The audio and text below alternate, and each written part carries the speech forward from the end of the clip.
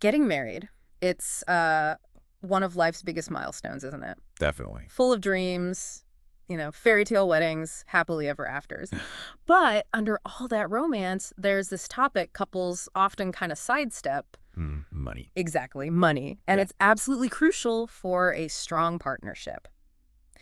So today, we're diving deep into the financial side of tying the knot. Right. From the wedding day itself to the surprising long-term costs and, well, smart planning. You've given us some really fascinating sources here. Yeah, they're quite revealing. And we're going to unpack all of it, see what insights really matter when you're building that life together. Well, what's striking, I think, is how the sources show both sides. The aspirational romantic wedding dream. Yeah.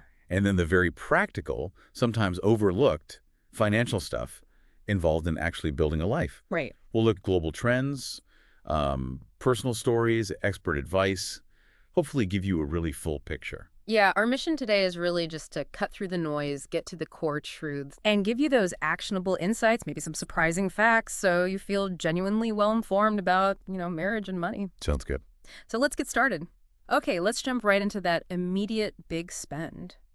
The wedding itself. The big one. Yeah, our sources make it really clear a wedding can be a huge financial thing, and the costs, they vary wildly depending on where you live. Probably. So in the U.S., the average was around, $35,329 back in 2015? Yeah, about $268 per guest, roughly. And get this, that figure jumped over $5,500 just between 2010 and 2015. Wow.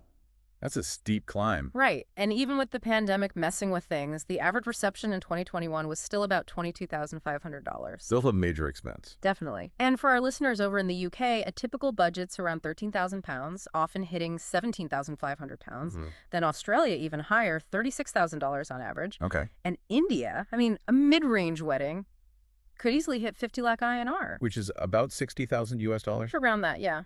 And some personal stories say even higher. That's just incredible. It really makes you ask, why?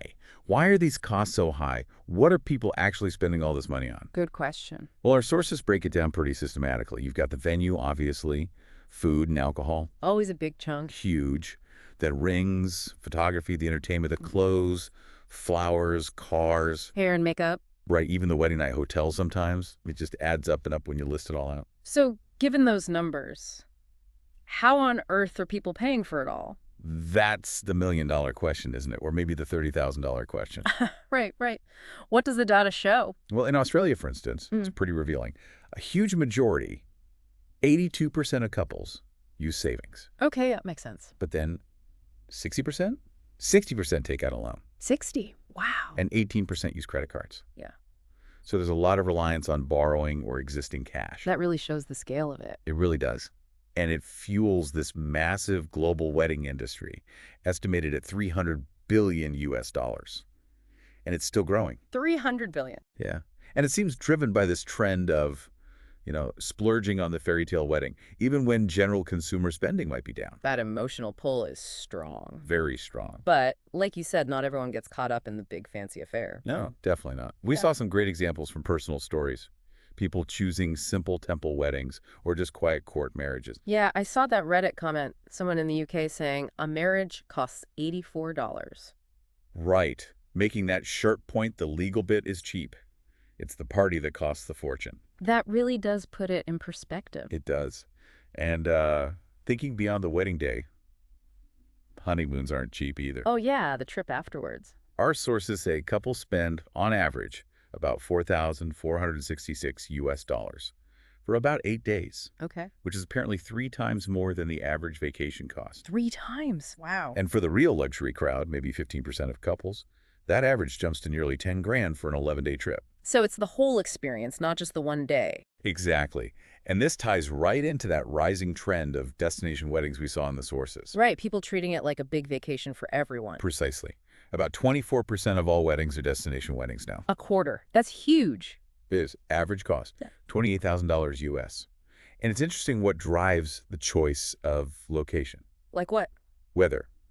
9 out of 10 couples say weather is key. Makes sense. You want sunshine for the photos. Totally. And this plays right into why places like Aruba do so well. Ah, right. Good weather year-round. Excellent weather, yeah.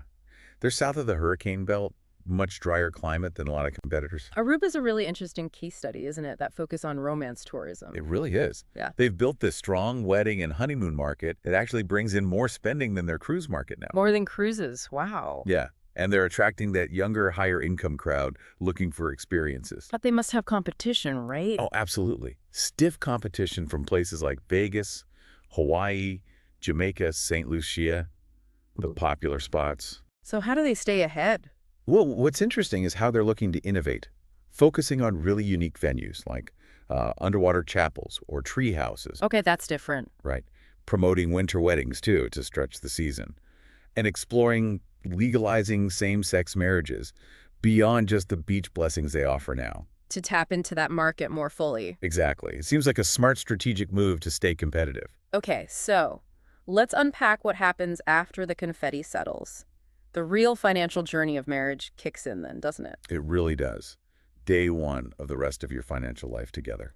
What are some of those immediate costs, maybe the surprising ones, couples face in that first year? Well, beyond the honeymoon we just talked about, travel can be a big one. Visiting family, especially if you need to fly, Ah, yeah, merging two families often means more travel. definitely. But probably the single biggest first-year expense, according to the sources, is housing. Housing, right, getting a Right. place together. Yeah. Most newly married couples, especially in certain places, are looking at maybe a two-bedroom apartment. And the upfront cost can be huge. Like the deposit. Deposit, first month's rent, sometimes more. One source mentioned being prepared for up to 10 months' rent and an advance payment in some markets. 10 months. Seriously. Now, it says that's negotiable, but still, it's a massive chunk of cash to have ready. Wow. Okay, so location matters a lot there. Hugely. Choosing a neighborhood wisely, maybe a bit further from the city center, could mean more reasonable rent. Okay. And well, like happens, right? Things don't always go to plan. What about those unforeseen expenses? Yeah, this is crucial. Those sources really stress being prepared for curveballs. Yeah. Things like medical emergencies, Right. losing a family member, unfortunately, or even one spouse losing a job, which cuts your income drastically. Yeah, that can happen suddenly. Or even an unplanned pregnancy can throw a wrench in the financial works. So having that buffer is key. Absolutely. Having cash ready, that emergency fund, or at least access to decent credit options, is critical for getting through those unexpected things. So, okay, that's the immediate stuff. What does all this mean for, like, long-term financial stability? Saving for big goals, like a house, that becomes a joint thing now. A massive joint effort, yeah. And aiming for a bigger house deposit. Ideally, that 20% mark plus closing costs. Why 20% specifically? Well, it does a few things. It obviously lowers your loan amount and your monthly payments, but it also signals to lenders, hey, we're good savers. Ah, increases your chances of getting the loan approved. Exactly. And it usually helps you avoid something called lender's mortgage insurance, or LMI. LMI, what's that? It's basically insurance for the lender, not for you in case you default. If your deposit is less than 20%, you often have to pay for it. And net cost. The average was around $6,200, according to one source. So it's a significant extra cost you really want to try and avoid if you can. Gotcha. Okay, 20% makes sense. But thinking even bigger picture, retirement. I saw that Reddit discussion title, pretty provocative. The true cost of marriage, your retirement. Yeah, that one caught my eye too. The argument was like 30,000 pounds spent on a wedding. If you invested that in a pension, say at 8% return for 30 years. It could grow to nearly 400,000 pounds. Yeah. That's a sobering thought, isn't it? It really is. And it leads straight to that question. Is marriage just a financial drain? Right. Is it? Well, while a super lavish wedding can definitely divert funds that could be invested, the sources offer some strong counterarguments. Okay, like what? Firstly, as we said, many argue the cost of marriage is really the cost of the party. Simple ceremonies are much cheaper. True. But more importantly, statistically speaking, married people often live longer. They tend to have better physical and mental health. Interesting. And they benefit from tax advantages and shared living costs. Economies of scale, basically. Okay. Married men, for instance, they often retire 2-3 years earlier than single men. And couples generally build higher net worths, dual incomes, shared goals. It adds up. And the legal side. Huge. Marriage provides significant legal protections like inheritance benefits, tax breaks, things cohabitation just doesn't offer in the same way. So it's not just about the wedding cost, it's a bigger financial picture. Exactly. The wedding is a one-time expense, potentially large, But marriage itself can bring long-term financial advantages and protections. Okay, that makes sense. But it's clear money and marriage are deeply connected. Absolutely intertwined. And the sources hammer this home. Yeah. Financial disagreements are one of the biggest reasons couples split up. Yeah, a leading cause of divorce, unfortunately. So how do you stop that from happening? How do you prevent money from wrecking the relationship? Well, the number one thing, according to pretty much all the experts we looked at, is open, honest communication about money, Even before you get married. especially before you get married. It's not unromantic. It's about building a stronger foundation. Yeah. You absolutely need to understand your partner's financial history, their attitudes towards money, their goals. So it's like a financial checkup before you commit. Exactly. Think of it like that. Our sources had a kind of checklist, didn't they? Questions you should definitely ask each other. Yeah, some really crucial ones. Like, what assets are you each bringing in? Savings, property, investments? And equally important, what debts? Credit cards, student loans, car loans? Be totally open. That stat about average American personal debt, nearly $22,000, not even counting mortgages. That's significant. It really is. You need to know what you're potentially taking on together. And credit scores. Right. They affect getting loans together. Hugely important. What are your scores? Have there been any major issues like bankruptcies in the past? Honesty now saves massive headaches later. And then the big one, a prenup. Yep. Do you want to consider a prenuptial agreement? It's a conversation worth having. Speaking of prenups, the sources said they're getting more popular. Not just for the super wealthy anymore. Yeah, definitely seeing a rise. More couples view them as a kind of practical financial safety net, Yeah. like insurance. More to the pro. Well, the big pro is clarity. They set clear financial expectations from the start. They protect individual assets, inheritances. Right. And honestly, if things unfortunately don't work out, they can save a lot of time, money, and heartache during a divorce. Plus, they force you to have those crucial money talks early. What about the downsides? The cons? The main one is emotional, right? It can feel unromantic, like you're planning for failure or don't trust each other. I could see that. And they might not cover every single future possibility. Plus, there are legal costs and complexities involved in setting one up properly. But for many, the security outweighs those points. Okay, so once you've got that transparency, talked about assets, debts, maybe a prenup, then it's about day-to-day stuff, spending habits. Exactly. Comparing expectations. Are you a spender? Is your partner a saver? Or vice versa. That could be a big source of friction. Huge. What do you each think is essential versus not essential? You know, that stat about the average American spending $18,000 a year on non-essentials. 18,000 on things like streaming, coffee, impulse buys. Oh, wow. Right. Imagine one partner thinks that's fine, the other thinks it's crazy. You need to find common ground. How do you bridge that gap? So, a budget. This is where the joint budget becomes absolutely essential. It might not sound thrilling. Not very romantic, no. No. But it is, hands down, the most reliable financial tool for couples. What kind of methods work? Well, there are different approaches. The 50-30-20 rule is popular: 50% income for needs, 30% for wants, 20% for savings and debt. Gives you broad guidelines. Okay. Or you could do a zero-based budget where literally every single dollar gets assigned a job. Yeah. More detailed, gives you tight control. The key is finding one that works for both people. Exactly. Something you can both stick to. And then beyond the daily or monthly budget, Yeah. aligning on the big future plans. Absolutely critical. These are the really life-shaping conversations. Like, how quickly can we build that emergency fund? 3 to 6 months salary. Especially seeing that stat.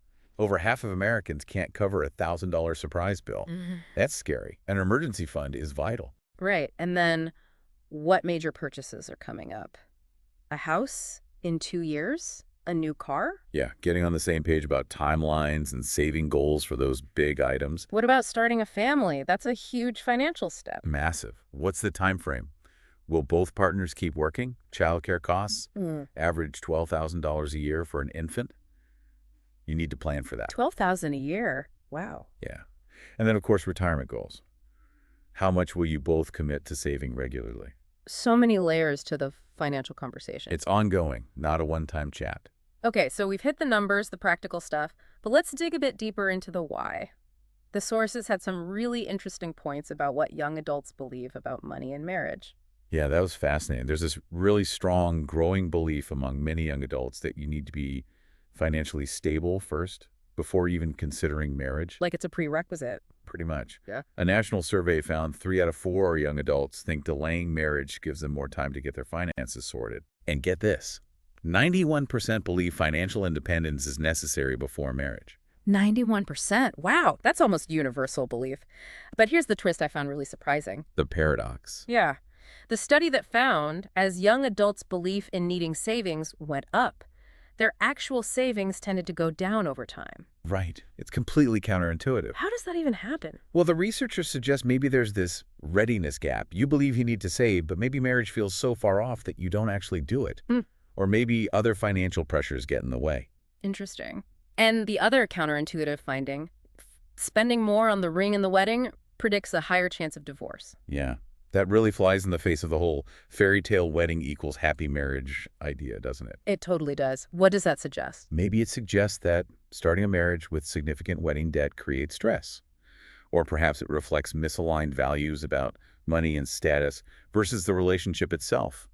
It definitely challenges the idea that you can buy marital success. That really makes you think. Maybe it's less about the specific amount of money you start with and more about the partnership itself, the commitment to figure it out together. I think that's a key insight. And there was that powerful perspective from one source, drawing on Islamic teaching. Oh, right. What was that again?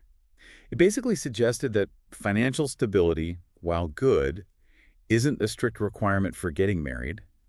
It emphasized that sustenance, provision, comes from a divine source. Okay. And that marriage itself can actually be a means of increasing that provision.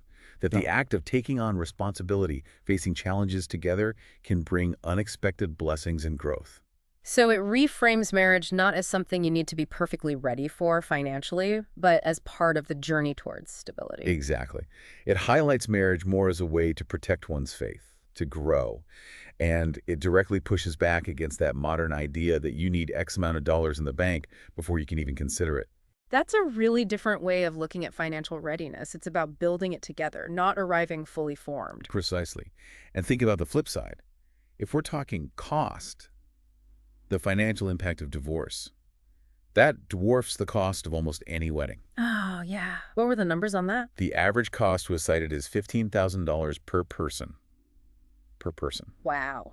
And that can skyrocket to $100,000 or more if it gets really complex, like custody battles. And the long-term impact on living standards. Significant, especially for women. Women over 50 can see their standard of living drop by 45% after divorce. 45%. Yeah. Men see a drop too, about 21%, but it hits women harder statistically. It just highlights that while a big wedding is a choice, divorce can be this incredibly costly event, financially and emotionally. Which brings us right back around, doesn't it? To having those tough, honest money conversations before things go wrong. Absolutely. It's preventative medicine for your relationship and your finances. By having those candid talks, understanding where you both stand, setting goals together, you take control of the money instead of letting money issues control you. And you potentially shield yourselves from that much, much bigger financial devastation of a split. Okay, so wrapping this all up, what does this mean for you listening? Whether you're planning a wedding, thinking about it, or maybe you're already married. This financial journey, it's ongoing, isn't it? It really is.